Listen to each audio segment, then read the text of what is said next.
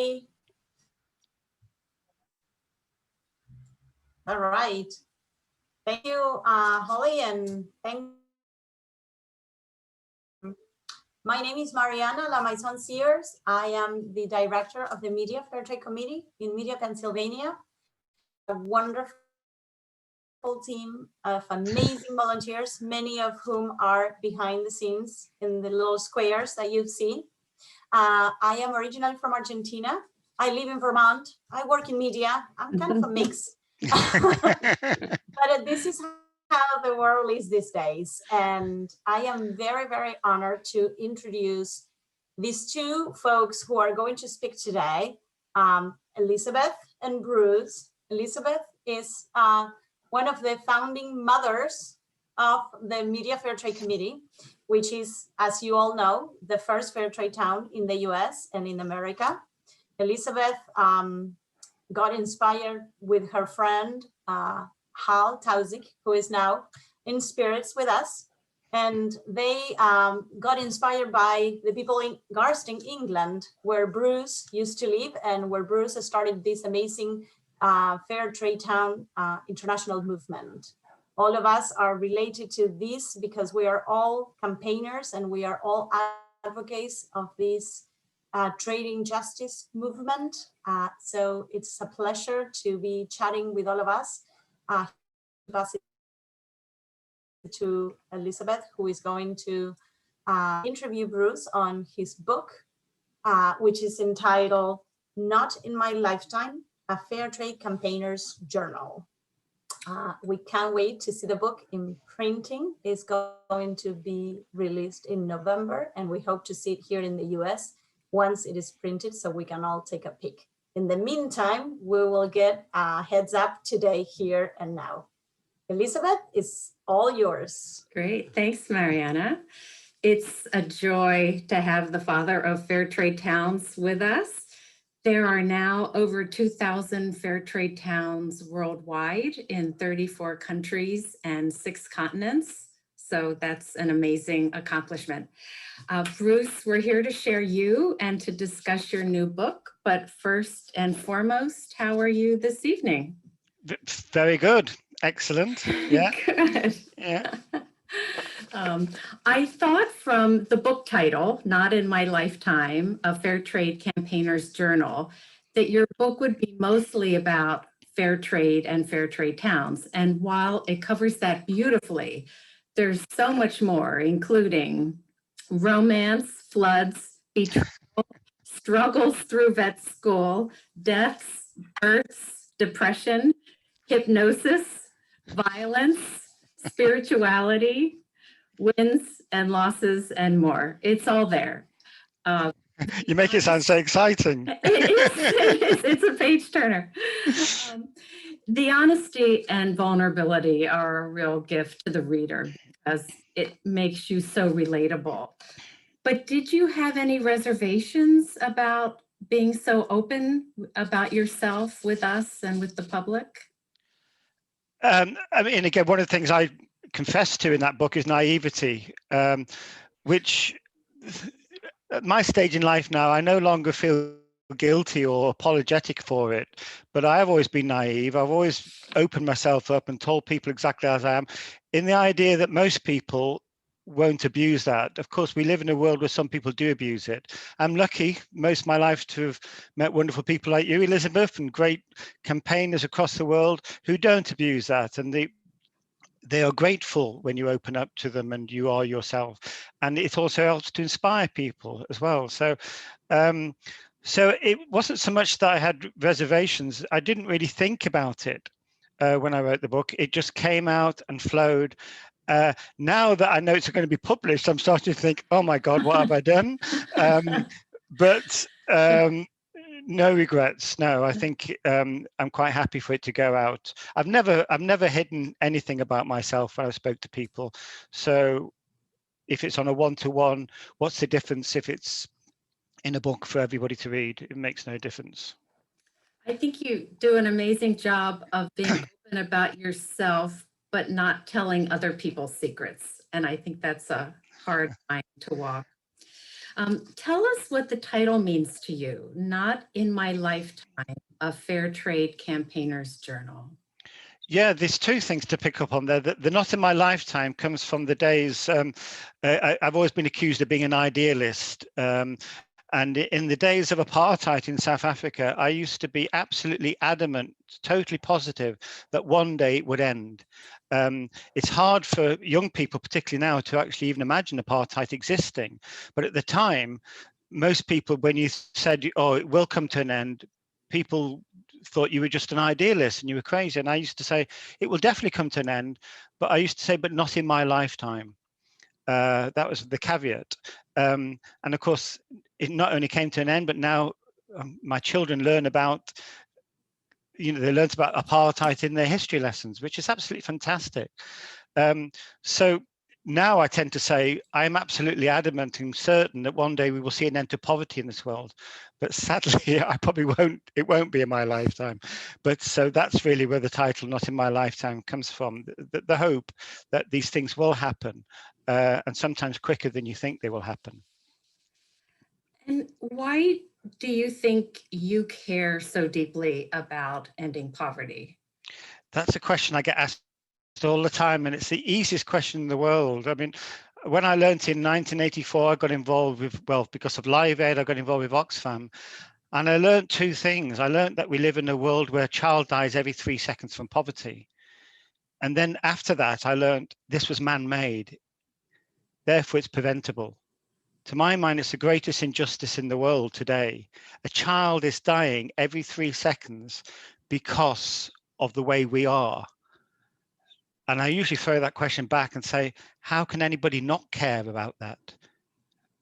Yeah, but clearly we don't. Along with that, you write that you felt great insecurity your whole life. Do you think that's contributed to your level of empathy and your ability to really embrace the anti-poverty work that you do? That's why the book does contain my life story, for that reason, because, and I don't know the answer to that question. It's for the reader to find out, really, or to make their own mind up. But what I realized, the book was meant to be about fair trade towns, how it came to be and what it did. And it's like with any story, where do you start that story? I went back to Live Aid. I went back to my beginning with Oxfam. And I remember a long time ago being asked to talk about the history of fair trade itself and having the same problem. How far back do you go? And I ended up taking it right back to the abolition of the slave trade, for example. So stories, where do stories start? And then I found going back in my life to what were the things that made me take up that cause in the way that I did. And that's exactly what the story starts to cover, my trips across Europe, when I started thinking about homelessness. When I was about 11, I won a trip to go to Kenya. There's no doubt that left a seed in me. And then also even the simple things like being brought up in quite the RAF school and being looked down upon because I wasn't, my dad was not in the RAF, he was a civilian, and that treatment. And then going from that to another school where suddenly I became top of the class, and there's no doubt it had an impact on me.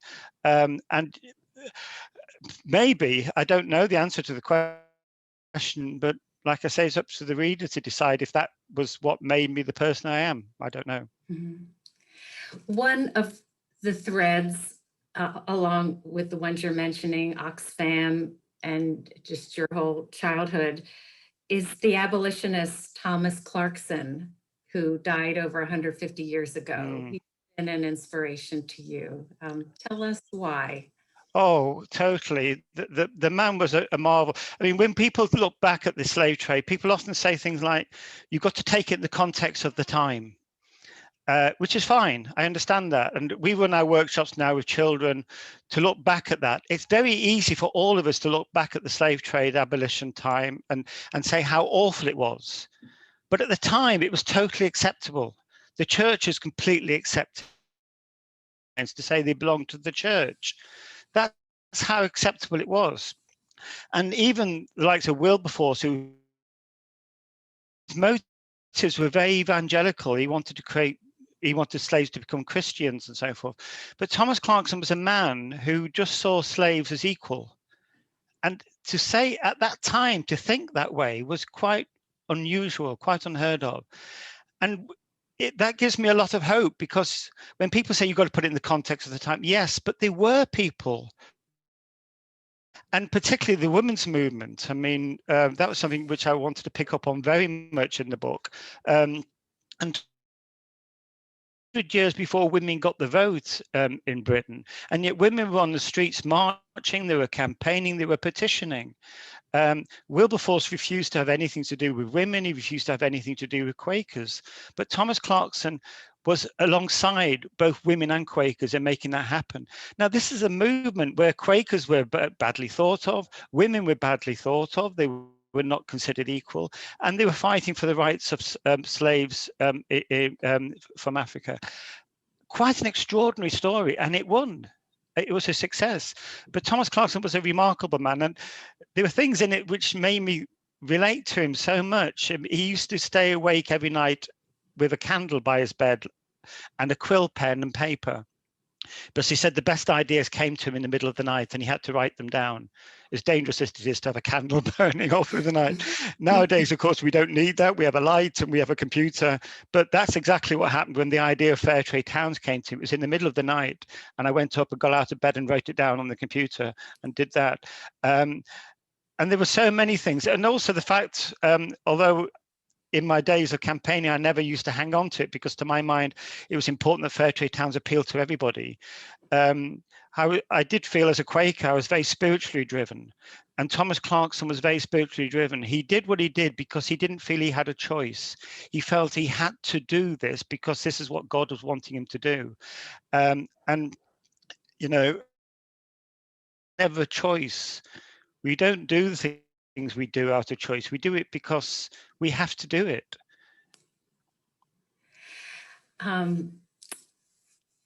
Just going back to the Quakers, as a fellow Quaker with you, I'm always heartened and discouraged to relearn that it took Quakers over 100 years to convince other Quakers to work to end slavery.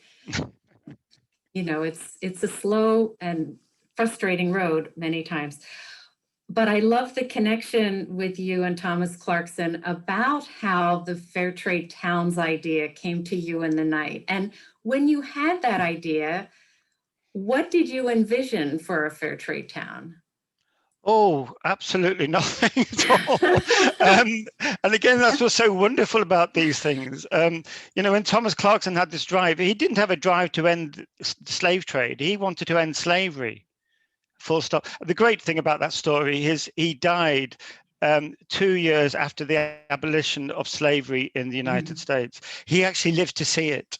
And the movement now, Anti-Slavery International, based in London at Clarkson House, is now reportedly the oldest campaign movement in history. And it was a direct follow-on from Clarkson's abolition movement, and he lived to see that. He lived to see the end of slavery. It was a remarkable thing. Yeah. What was the question? I forgot that question. Oh, it was when the idea of fair trade towns came to you. Yeah. So what did you think that looked like? Yeah, so with Clarkson, he, again, I relate back to that because he got off his horse. He wrote an essay and he got correct. Why was nobody doing anything about it? And he was purely driven by that. I don't think he knew how or what was going to happen, but he knew he had to do it. He kept thinking to himself, if what he wrote was true, somebody had to do it. And it took him about a year to realize that somebody was him. So for me, we had this idea. It was out of frustration. We were failing to reach even the churches in Garstang. We couldn't get them using fair trade coffee. So we had this idea to bring all the people in the schools, the council and everybody into a meal. We were going to give them a 3-course meal. We weren't going to let them put any money. We were going to actually just say to them, just pledge to use fair trade products. It's not difficult. It's straightforward. It's out there. It's good quality. Just do it. We don't want your money. Just do it. And it was only just 2 days before that when I woke up in the middle of the night and thought, if we were successful and we won with those pledges, which we did, we would create a fair trade town. So at the meal, I mentioned this to, but it was just a crazy idea. I never thought it would go anywhere. And then I was invited to the public meeting a few weeks presentation suggesting this. And a lovely lady, she was a Quaker as well, in actual fact. What happened is we stopped after my presentation. We stopped to have tea and coffee, which the mayor brought fair trade tea and coffee. Normally they didn't use it.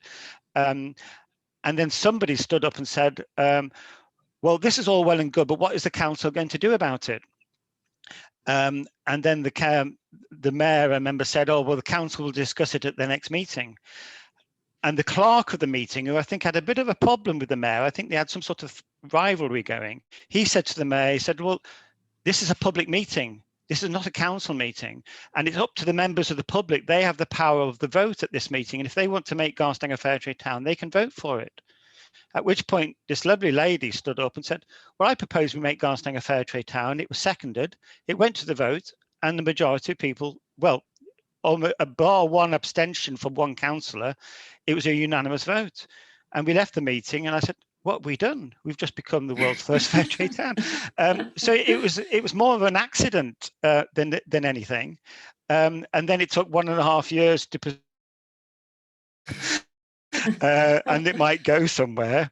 And you know, the organizations were always reluctant to take it on board, always, because the way I look at it, they're always fixed in their agendas and their strategies and, you know, what they have to do, or going beyond the vision. So if it didn't fit in their strategy for that year or their 5-year plan, they didn't really want to put money into it or resources into it. And admittedly, a lot of these organizations don't have a lot of resources, and that was always the problem. They said, we can't resource it, we don't have the relevant resources. And I used to point out, well, if you do fund this, you'll get far more back in return than what you're putting in. The key, and to be honest, it wasn't just the United Kingdom where that happened right across the world, where the institutions are saying, we can't do this, we haven't got the resources. And then eventually they realized that they would be missing out if they didn't. And of course, that applies everywhere, including the United States, as you well know. Yes, yeah. Wow, yeah. Well, what a happy accident that all was. Yeah, I want to just take a minute to share the day I discovered you, Bruce, because it was an impactful day for me. It's an honor and a privilege, first of all, to be in your book. So thank you. You met my dear friend on Untours Travel and the Untours Foundation. He lived as simply as one can in the global north, as simply as Joseph does, who's also on this call. And that included Hal's desk chair that he wouldn't give up, this broken old desk chair. And one day in 2005, with great enthusiasm, he said to me, Elizabeth, let's make media a fair trade town. And with that, Hal and his chair proceeded to fall back. And at the last moment, Hal caught himself on the windowsill, and with just to me, heart was in my throat. I had no idea what a fair trade town was, but just to get Hal calmed down and vertical, I said, great idea, Hal, you know.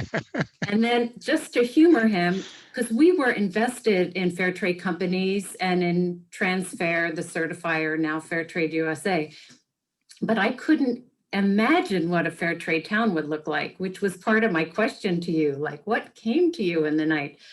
So just to humor Hal, I Googled fair trade towns, and the internet in 2005 was very slow, but up popped Garstang, world's first fair trade town. And there was a contact button. It was late in our day, so it was well into the evening in Garstang, but I wrote an email, we're interested in making media a fair trade town. And you wrote right back 5 minutes later and said, I've been wondering when the sleeping giant of the United States would come alive. I'd love to help you. And did, and you have. So thank you. Thank you so much for that. Well, thank you, Elizabeth. I mean, Yeah. I remember that phone call, and again, it goes into the book. People like yourself and Shoko in Japan, and we've got Stala in Norway, all across the world. These remarkable people who got. That's what's so fantastic about this movement. To say it's a people's movement is an underestimation. It truly is right from the bottom up. It's a real people's movement, and that's its strength, that's its power.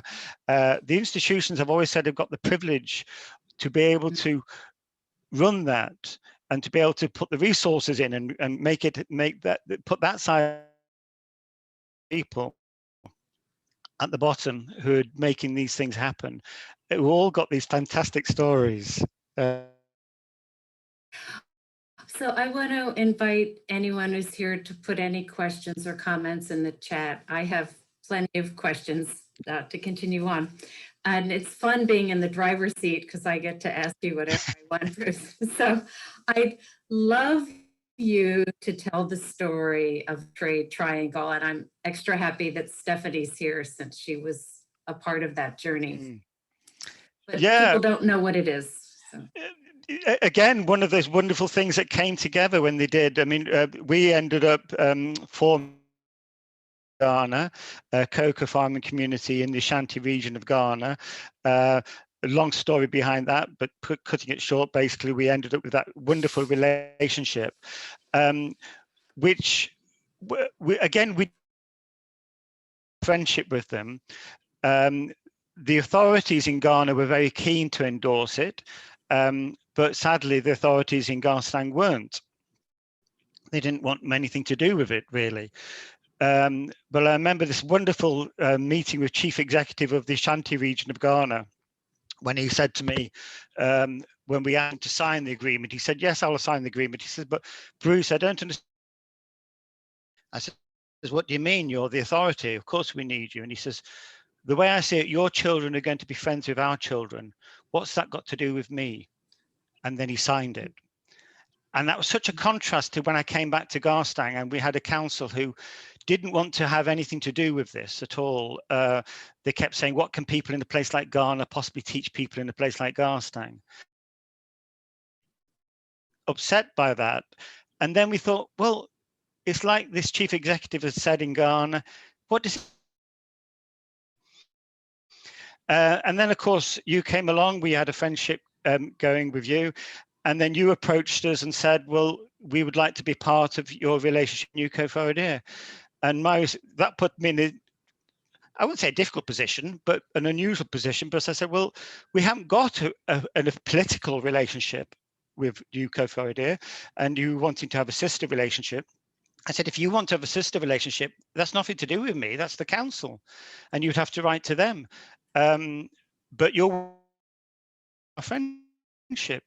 And of course, when you guys approached the council, they suddenly jumped at it. Oh, they couldn't go fast enough to be friends with you guys, which is fantastic, of course, absolutely wonderful. One of the politicians came to my door once. They were canvassing, funny enough, going for my vote, which they didn't get. Bruce, you've got to understand why they don't support the relationship with Ghana. It's because they spent £10 million on celebrating their Independence Day. This is 50 years after Ghana independence. And I said, well, what's that got to do with it? I said, it's their money. And our relationship with Nuco Foradier has got nothing to do with the politics. It's nothing to do with the government. And then she said, well, yes, but it's not that. They're spending £10 million on celebrating fighting the British. And I was absolutely gobsmacked. I mean, literally, I nearly fell to the floor. I couldn't believe it. And I went straight to my room and I wrote to the local press to say the arrogance and ignorance of our council never ceases to amaze me. But it hit me like a ton of bricks that they were welcoming you guys, as they should. And then it sort of occurred to me the difference was quite simple, that they were black, poor Africans. You were white, rich Americans. And from that point on, I thought, well, we don't want them to be a part of that. If you guys wanted to have a sister relationship with them, fine. no problem at all. And then we sort of said to you, well, if you want to be a part of our friendship, you're welcome. And we called it the Fair Trade Triangle, which so coincidentally and so beautifully lies on the same 3 points of the Fair Trade Triangle that existed all those years ago. And of course, the links with media, as you know, we found out with the Quakers and with the Underground Railroad and with the abolition.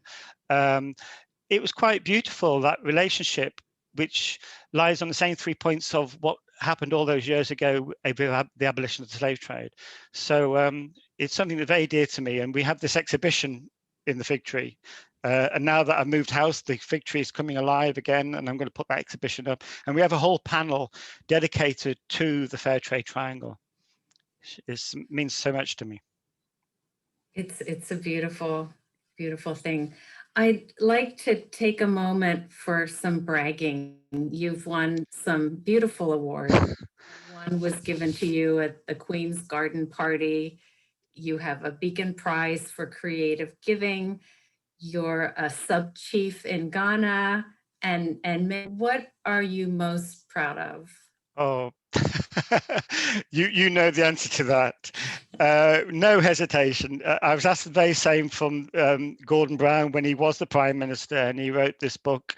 And he asked me over the phone, he said, what are the things you're most proud of? And without hesitation, of course, it's being a sub-chief in Ghana. What can be better than that?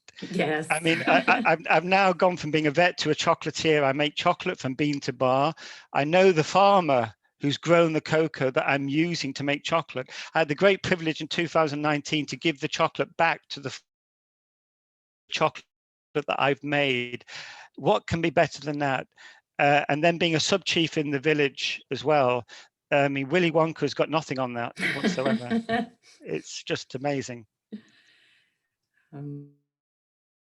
It is at one of many crossroads.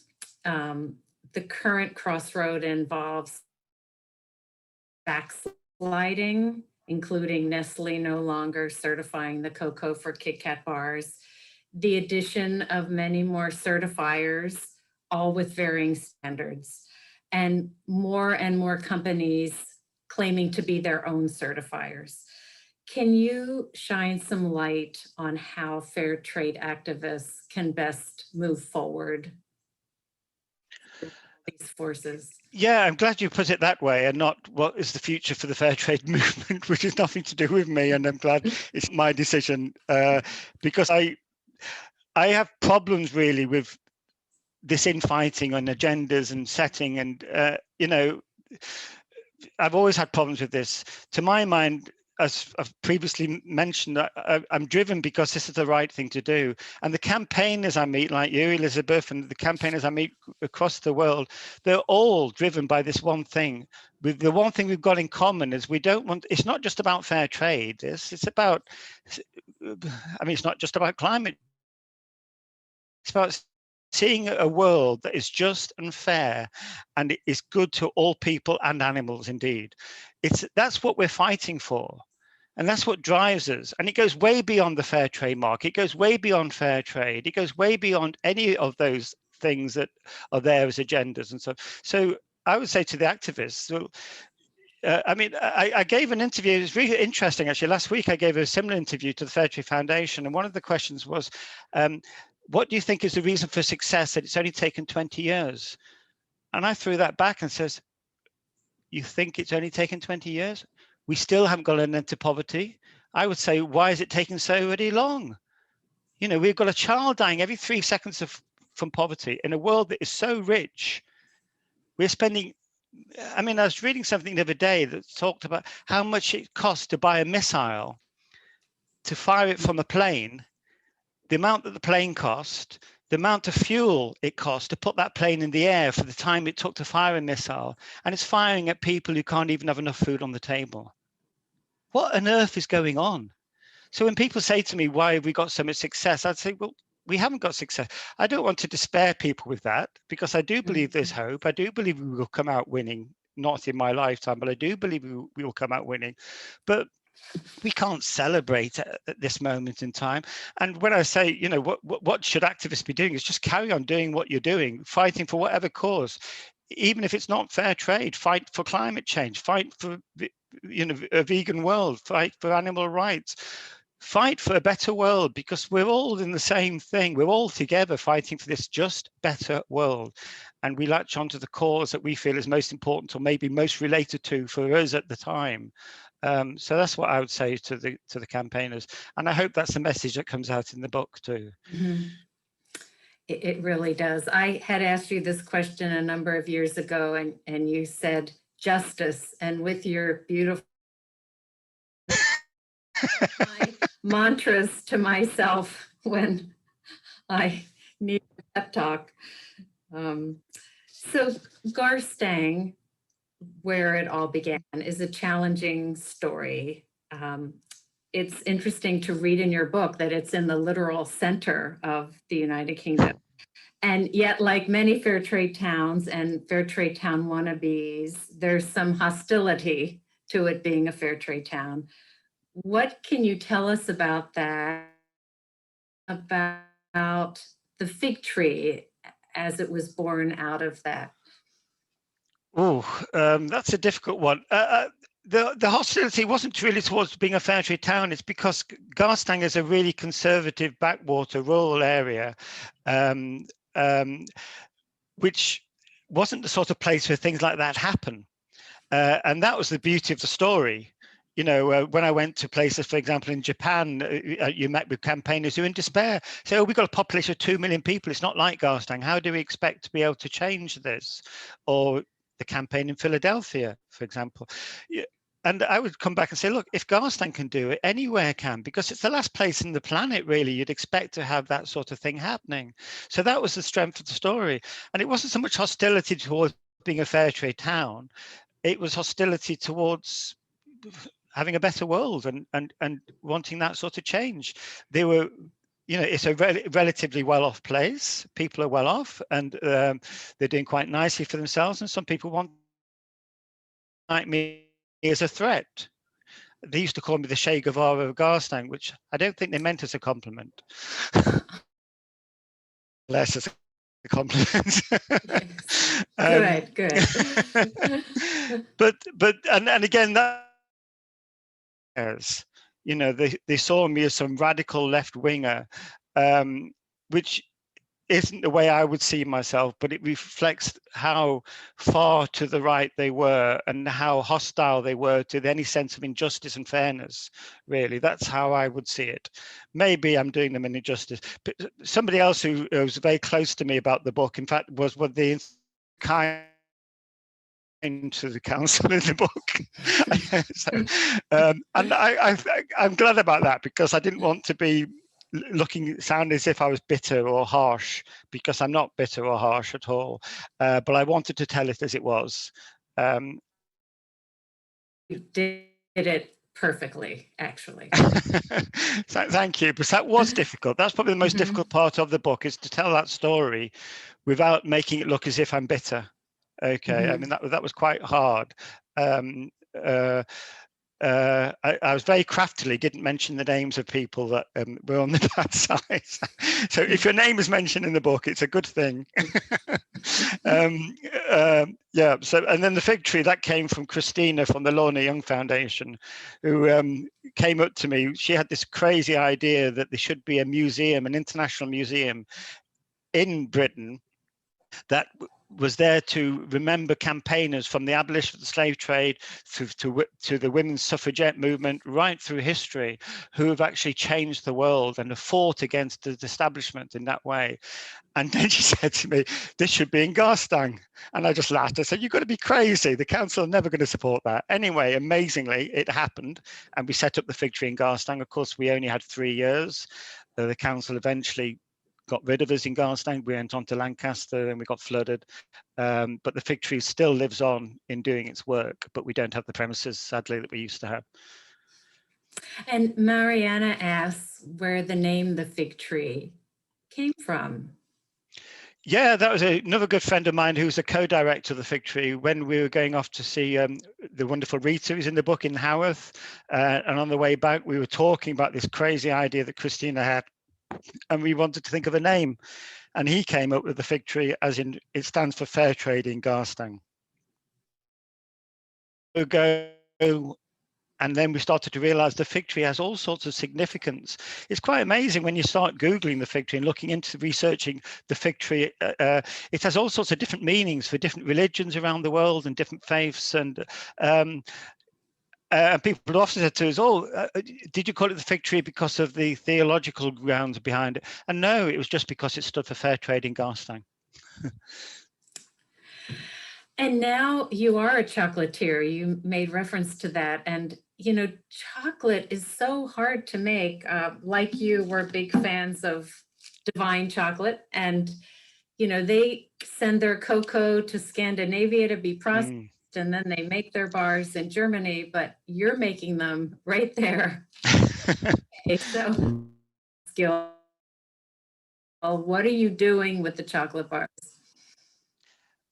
Again, that goes back to my very first trip to Ghana, when before I went, I saw this documentary on television about a cocoa farmer who, because of the trade, the price of cocoa, he couldn't afford to sell the cocoa. So he kept 3 bags of cocoa aside until the price went up. And during that time, his family nearly starved. And at that time, I knew nothing about cocoa, nothing about chocolate, but I thought, well, if the Aztecs used to be able to mash it up and make it into chocolate, why did he never drink it? It's very nutritious. Why did he never use it to drink when it got to the stage of his family starving? So when I went to Ghana for the first time, I asked a cocoa farmer, why do you never drink your own cocoa, your own chocolate? And the answer he gave me, and I've repeated the story many times, and every time it still sends a shiver down my spine. He said, because it doesn't belong to us, it belongs to the British. This is a cocoa farmer in Ghana, 50 years after Ghanaian independence of British rule, and he still had the mentality that the cocoa that he grew didn't belong to him.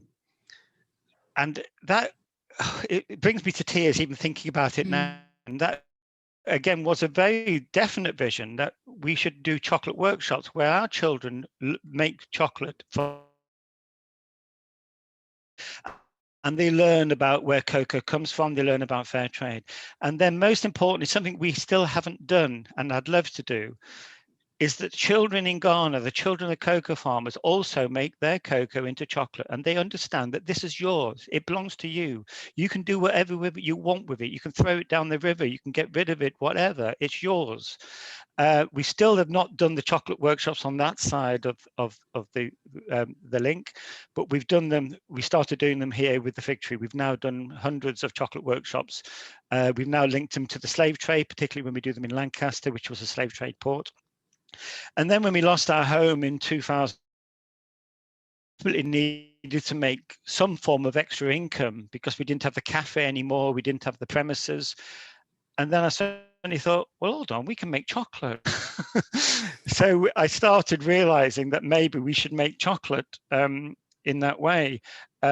And then we started, which is a bit different to the way we do it in the workshop with children in a classroom for a day, because to make a chocolate bar the way I make it now with the fig tree takes about 3 or 4 days. So it was a different process slightly, but we knew how to do it. So I started doing it, got better and better at it ever since now. It's just wonderful. And like I say, knowing the farmer who's grown the cocoa, it's just a wonderful feeling. Yeah, to create chocolate out of something like that, and then to be able to give it back to the farmer. I can think of no better thing in life than that. That is just amazing. One of the things that your book made me laugh sometimes and made me sad. And one of the sad moments was when you wrote that you thought your visit to Ghana in 2019 would be your last. What's that about? Yeah, I mean, one, it costs a lot to keep going to Ghana. And I keep thinking about, is it a good use of resources? I thought that right from the beginning anyway. I never, you know, obviously I always stay in the village, or I stay with my friend Samuel, and you know, the conditions are quite hard. So I've always found it quite a struggle, and I just had a feeling it was going to be my last. But every time I go, it's like a second home, and whenever I'm there, I always think this can't possibly be my last. And then, of course, COVID came. So now I don't know. We're desperate for beans now. So the only time we get any beans is when people go to Ghana and bring them back for us. So we're desperately trying to wait for COVID to come to an end so somebody can go to Ghana and bring us back beans again. And now, in fact, only just earlier on today, I don't know is the answer, really. Well, we've talked many times about a pilgrimage from Media to New Koforidua, so let's plan that with you, Bruce. That'd be fantastic. Yeah, and you'd be so welcome there. I mean, honestly, and of course they've got the you know, the shackle that we had. They've got the shackle there in the home. It'd be lovely for you to see the house there and to meet the people. And of course, a lot of the people, sadly, you know, like how they're older people, they're passing away. The original chief that was there when all this happened, he passed away some time ago. And one of the main leaders in the village, he's just passed away just a couple of weeks back. So sadly, they are leaving us in number. And the village is growing very quickly. It's getting quite large. So yeah, but we you know, we could certainly put you in contact with the people there. And you can stay in the house and you can see for yourself, and they will show you around and show you how the cocoa's grown and the process. It's a great experience. And of course, visiting the slave fort, incredibly moving. So I would recommend it highly, definitely. Mariana would love to hear more about the workshops in the classrooms with the kids, because we do a workshop with kids, but we have, so please tell me about that. Yeah, well, we had this idea to make chocolate in the classroom. Everybody told me I was crazy. I mean, I've been told that all my life. I mean, with every single idea I've ever had, they've said it's crazy. And they said, you can't possibly make chocolate in the classroom. But we were determined, and we did. At first, it was absolutely awful. And the children were quite disappointed because they thought they were going to make Cadbury's, which they don't make Cadbury's because Cadbury's isn't good chocolate anyway, but we won't go into that. But we've got better at it as time's gone on. But it is still quite difficult because you're making it in a day, and chocolate isn't meant to be made in a day. So they do still end up with very grainy chocolate, and they end up with, and it's not tempered. So it's not shiny or anything like that. But the chocolate we make now, I'm giving a chocolate workshop, in fact, tomorrow night, an adult one, which now that COVID restrictions have been lifted, we're doing that again. And the chocolate we end up making now is quite nice. It is actually quite tasty. And now we, particularly, like I say, with Lancaster, we also, it sounds odd, this, but we put it aside learning about the slave trade and the abolition, which at first we thought, really? Do those two things go together? But remarkably, they do. Of course, the central link with that was the abolitionist message of 200 years ago. Was it simply immoral that people should be allowed to suffer to provide us with luxuries like tea, coffee, and sugar at a cheap price? And when I first heard that, I thought, oh my God, isn't that exactly our message today? You know, you've got people in Ghana growing cocoa for our chocolate. They don't even have access to clean drinking water. And that is the thing, probably more than anything, that made me relate to Thomas Clarkson. Exactly the same thing that was driving him, and inspired by the fact that he lived to see his.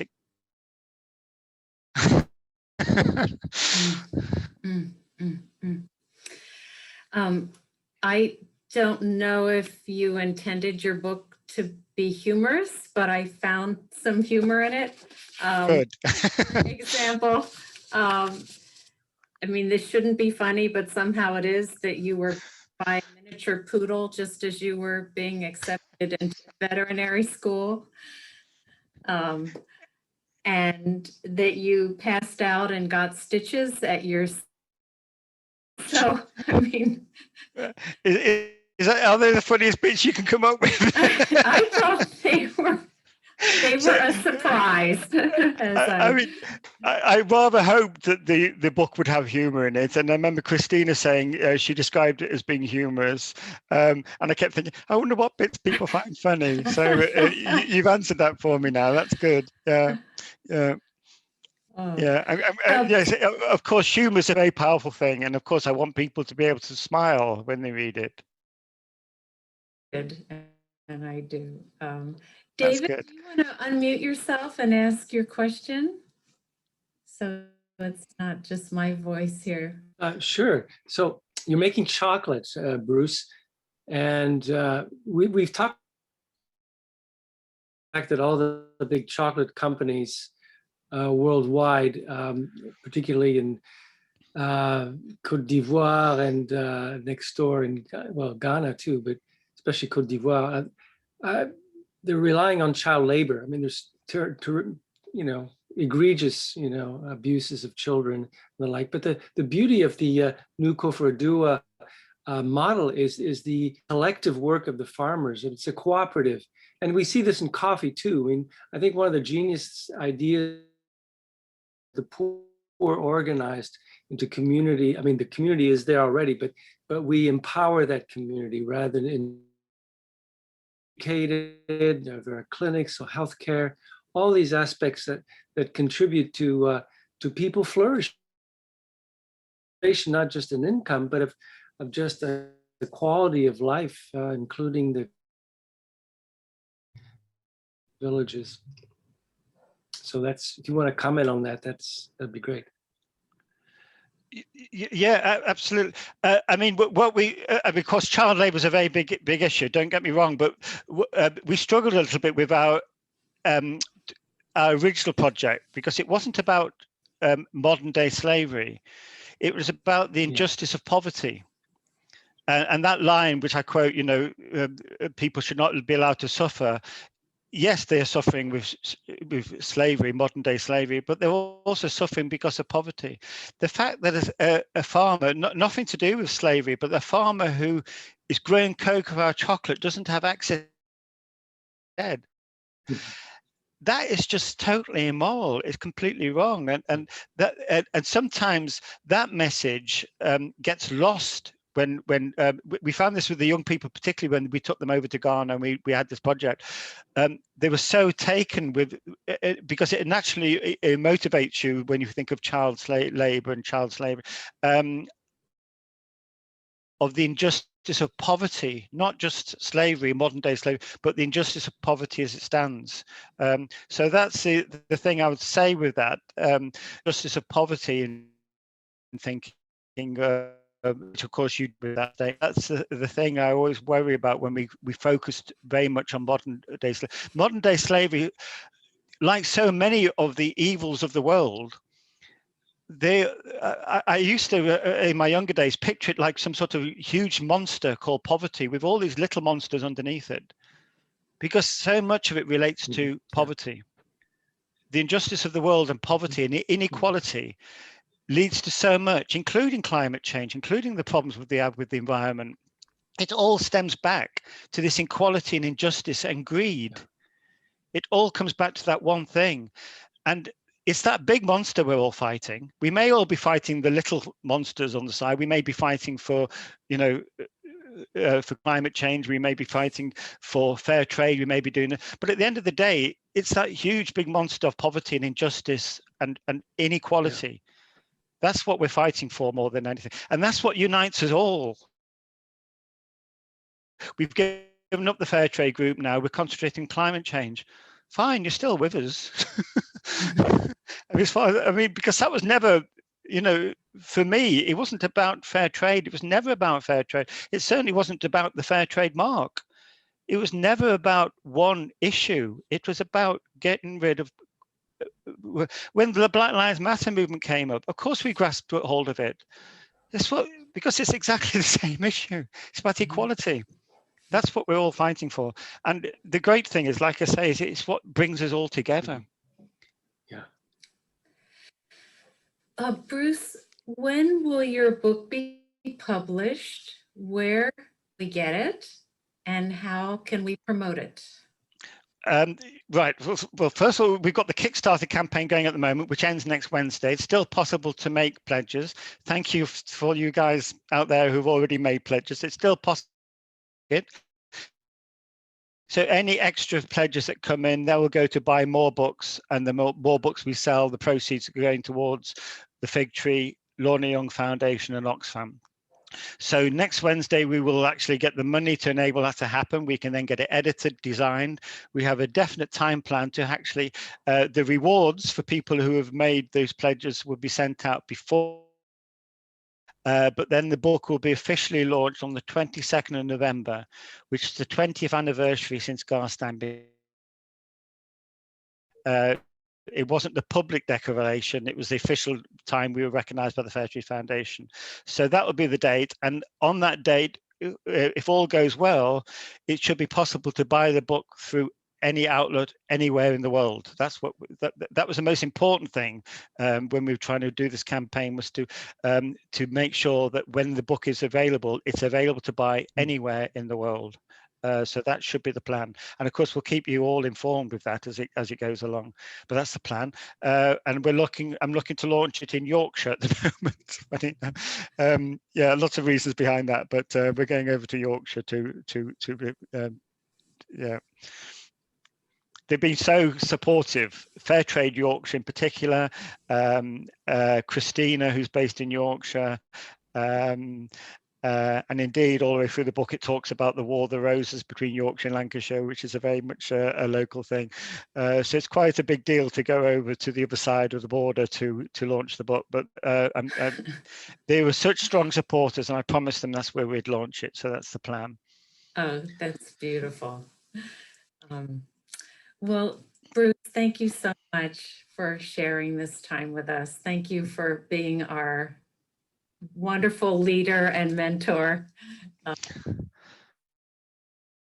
Fair Trade Media Possible, which then launched so many other cities in the US. I mean, you've made all this happen, and it's a joy to know you and claim you as a friend. So.